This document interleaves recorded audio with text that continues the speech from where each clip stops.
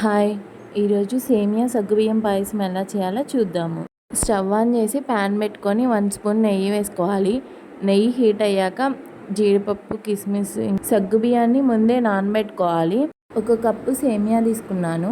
జీడిపప్పు ఫ్రై అయ్యాక అదే ప్యాన్లోకి సేమియా వేసి బాగా ఫ్రై చేయండి. మాడిపోకుండా కలర్ చేంజ్ అయ్యే వరకు ఫ్రై చేయండి. సేమియా బాగా ఫ్రై అయితేనే టేస్ట్గా ఉంటుంది పాయసం. సేమియా బాగా ఫ్రై అయ్యాయి, పక్కన పెట్టుకోండి. తీసి అదే ప్యాన్లోకి 1/2 లీటర్ వాటర్ పోసుకోవాలి. వాటర్ని బాగా మరగబెట్టుకోవాలి. మరుగుతున్నప్పుడు మనం నానబెట్టుకున్న సగ్గుబియ్యాన్ని వాటర్లోకి పోసుకోవాలి. సగ్గుబియ్యం ట్రాన్స్పరెంట్గా అయ్యే వరకు ఉడికించుకోవాలి.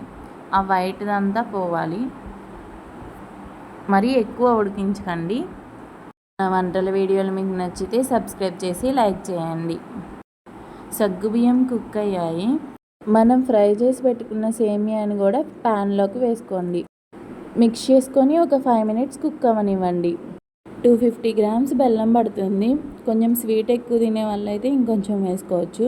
నేను అంతకుముందు బెల్లంని కరిగించుకున్నాను, అది పోసుకుంటున్నాను. డైరెక్ట్గా అయినా వేసుకోవచ్చు బెల్లం. మీరు షుగర్ వేసుకోవాలనుకున్నా సేమ్ క్వాంటిటీయే. 1 స్పూన్ యాలకుల పొడి వేసుకొని స్టవ్ ఆఫ్ చేయండి. స్టవ్ ఆఫ్ చేశాక మాత్రమే కాగబెట్టుకున్న పాలు పోసుకోవాలి. మనం ఫ్రై చేసి పెట్టిన జీడిపప్పుని కూడా వేసుకొని బాగా మిక్స్ చేయండి.